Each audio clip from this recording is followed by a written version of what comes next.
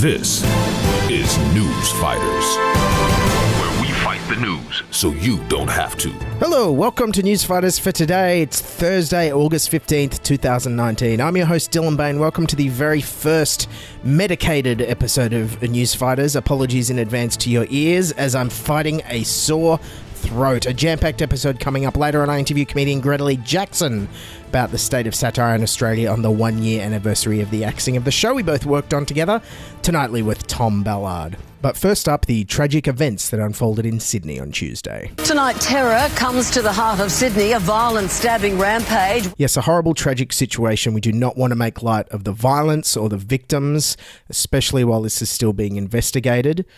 However, you really do have to hand it to the bystanders who restrained the attacker in this horrible event. He was taken down by brave bystanders following an alarming chase through city streets.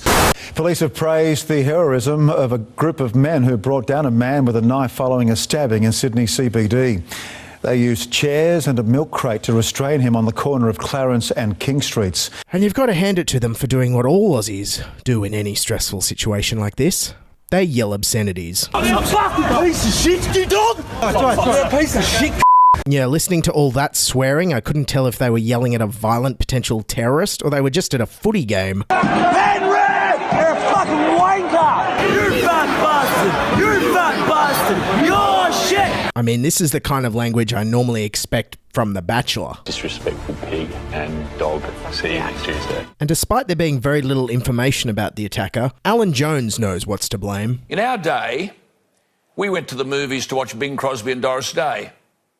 Now you go to the movies to watch violence. Yes, no violence at all in Doris Day's most acclaimed movie, The Man Who Knew Too Much, a movie about political assassination. Alan Jones also has an issue with paintings these days for some reason. For hundreds of years, the great artists of the world imitated life. There was a paddock with cows grazing on it, and the great English artist Constable gloriously depicted that. Margaret Olley, the remarkable Australian artist, and her bowls of fruit, art imitating life. Well, today, shooting and killing and stabbing and murdering are called film art. Yeah, Tarantino, put down the film camera and paint a bowl of fruit. It's what the world needs. And of course, being Sky News, it's all an excuse to take away our civil liberties. Nonetheless, it's the nature of free society that we can't arrest people on the presumption that they may be about to do harm. No one can be arrested on the presumption that in 2 hours' time they might like to murder me. And thank God for that, or every viewer who saw the Q&A episode you were on would be in jail. Moving on, and the pro-democracy protests in Hong Kong aren't letting up. Clashes have intensified between police and protesters at Hong Kong airport, causing all flights to be cancelled for a second day. That has left thousands of travellers, including many Australians, stranded. Yes, and now let's check in with those Australians who are universally known for being patient and courteous while travelling abroad. I know they have their problems, but we need to get on and do our flights and our life. We're legally here, we're lawfully here, you're stopping us illegally. We've got no more money left, we're buggered. They're doing their protest in the wrong place. They're hurting innocent travellers like me, the elderly, little babies. Are laying up there, they can't sleep, they can't get a feed. Yes, and the single worst part of being in a once-in-a-lifetime democracy protest is the fact you can't get a $30 airport hamburger. It's the worst. But it was this South African traveller who had the most blindly oblivious take. There's a good and a bad to both protesters and there's a good and a bad to police. And I just wish both sides would just stop.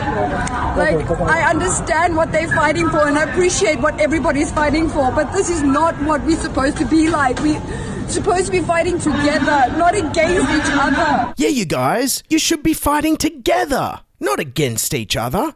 I mean, she should know. She's from South Africa. We all remember what got rid of apartheid in South Africa. It was when the ANC and the governing National Party fought together, not against each other. And that's how Nelson Mandela became president. Okay, back home now, and the government's press freedom inquiry is on this week, and Australia's news media organisations are fronting up to speak out in favour of greater protections for journalists and whistleblowers. Often powers are introduced under the guise of protecting national security, but in fact have a much broader operation. A culture aimed to gag the media and provide disincentives to us uncovering wrongs which merely embarrass or offend public officials. We may not be living in a police state, but we are living in a state of secrecy. Not a police state? This guy clearly hasn't been to an Aussie music festival in 20 years. Yes, but don't worry about freedom of the press, says Liberal MP Trent Zimmerman. What I'd say is that for me, press freedom is pretty tantamount to a successful democracy.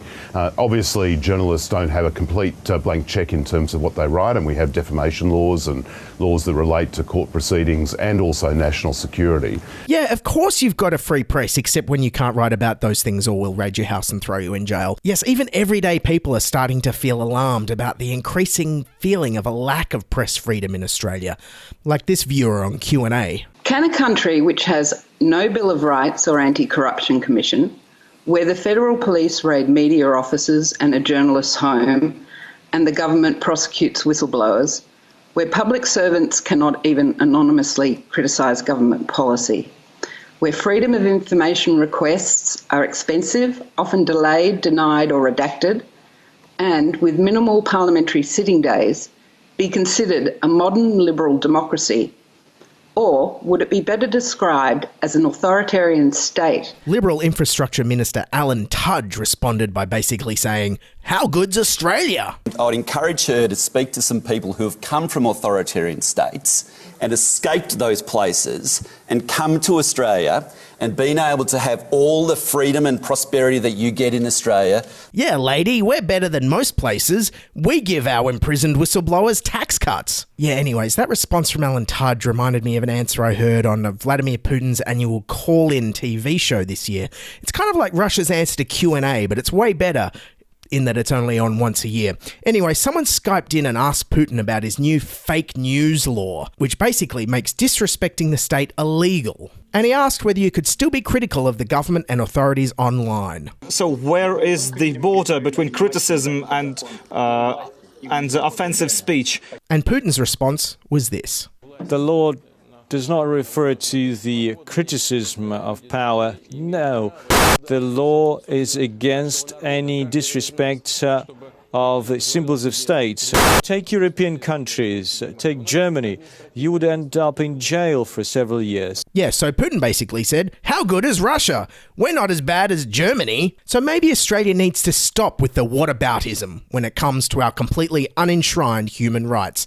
There'll always be countries with more freedom of the press than Australia, and there'll always be countries with less freedom of the press than Australia. But if we want to be a truly great democracy, we should be aiming to be the most transparent one there is. Otherwise, all our news from Fairfax to Four Corners is just going to sound like breakfast television. Today we're honouring the world's largest and most intelligent mammal on World Elephant Day. Because today is International Cat Day. A mum let her 5-year-old son pick the groceries during their weekly shop. Residents of a town in China got quite a shock when a runaway ostrich suddenly appeared on their streets. So the debate on social media over how long to leave a tea bag in the cup. See, this is a very English topic as well. Okay, and that brings me up to my brand new fake unscripted segment, Between the Pods.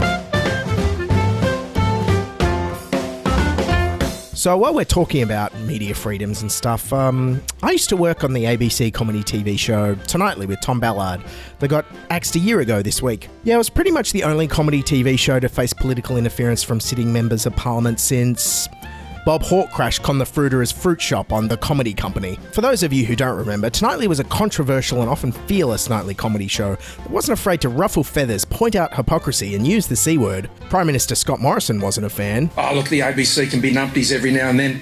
And coincidentally, its axing a year ago is also the main reason I'm doing this podcast.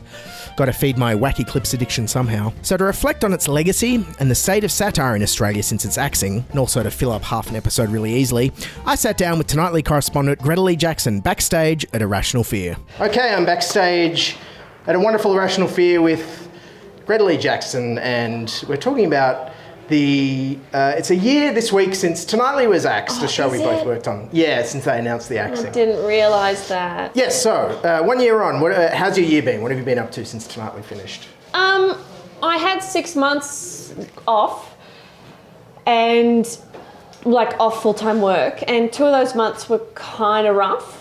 I was really not doing much, and it was very confronting. Mm-hmm. I'm one of those really irritating type A persons that just has to go. And when I'm not going all the time, it's just so confronting, like I said. So I did a lot of soul searching in those months and like read the 7 Habits of Highly Effective People, like a fucking typical type A, and learnt that I shouldn't associate what I do with who I am and link, you know, your happiness to your career, all that sort of stuff. So that was really enlightening. Sounds for me. impossible. Sounds impossible for what we do. For what we do, for our industry. Incredibly, yeah, but important. So I really tried to do that, and then now, you know, back on the trolley, working full time with, you know, ex-Nightly people. So yeah, and I had a similar thing where the phone stopped ringing, and it makes you wonder what happened to satire in this country. Yeah.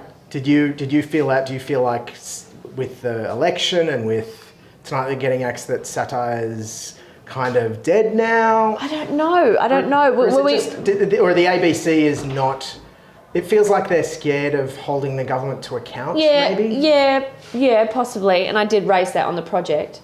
Yes. I did say that. And of course that wasn't the reason, but I did make it sound like that was the reason. Well, the narrative from the ABC has tried to be about ratings, but we actually rated very well with young people on social media, and it has the ABC. Social media was great. I know, but it feels like maybe the ABC's turned its back on young people a little bit. I don't know. I just think there's a failure to embrace where television's going.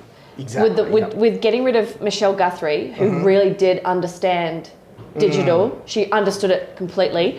But I know, like, if you're just a content creator at that base level at the ABC, you come up against roadblock after roadblock after roadblock just to make your content. Oh, sorry, just trying to make some TV at the TV station. Imagine being the CEO and trying to implement your digital strategy to bring the ABC up to speed with the Netflix age. And that was the catchphrase I joked around on the ABC, and I said it a lot because it felt true. Is good thing we're not trying to make a television show. Yeah. But it was so fun. Like I just... Well, it wouldn't lie. It did feel like they'd let the lunatics loose. Like we were allowed to do whatever we want, which was great. More or less. Yeah. By the end, we were sort of just set free, but it was just so fun. Like I think I wanted to do a supercut of the amount of times I've said this is the dumbest thing I've ever done. Like you find yourself going, what are we doing? This is ridiculous, but so much fun. And I really didn't grieve properly. Because it was the first time I was in a job that I really felt I could be myself. I could 100% be myself. And this was the first time I felt completely 100% accepted and encouraged. And that just went. And it was like, devastating. It caused me physical health problems. Favourite Nightly memories? Oh, there was just so many I loved. Oh, the Deconstructed Cafe, so stupid. And really demanding. And we did that in a day, like high-end cooking shots for a sketch and written shot cut in a day. Incredible. It's crazy. And it's weird going back to other projects now where people will spend more time arguing over a 3-minute sketch than you would spend making one. People will spend more time. Crazy. People will spend more time arguing over a 2-second shot in a 30-second ad. Yeah, and I think tonightly we cut through the bullshit. We're just like, we're going to make comedy today. We walk in at 9:30, we got nothing. At 7:30 that night, we'd have half an hour of comedy. It was ridiculous. Got to make a fucking decision. Make a fucking decision. These wankers in advertising, sorry, but they're like, I didn't never. Just make a fucking decision. Like, just make the thing. And stop being so scared. That's the state of Australian media. Everyone's so scared to take a risk. Yes. They're so scared to back the underdog, to put something out there that's risky. They just want to go safe. You know, that's the problem. It's diluted, safe, homogenised bullshit. All right, plug everything. I'll just go to my Facebook page. I recently passed 4,000 likes. There you go. That was real fun. And you're still doing your podcast? I'm still doing my podcast. Second season of Fail. My podcast is about failure. It's called Fail with Greta Lee Jackson on Podcast One. That will be coming out in October. And I'm on the feed. And I got an online sketch comedy show coming out September, which is called Nice Shorts with some ex-Nightly people. Thanks, Greta. Thanks, Dylan. Thank you.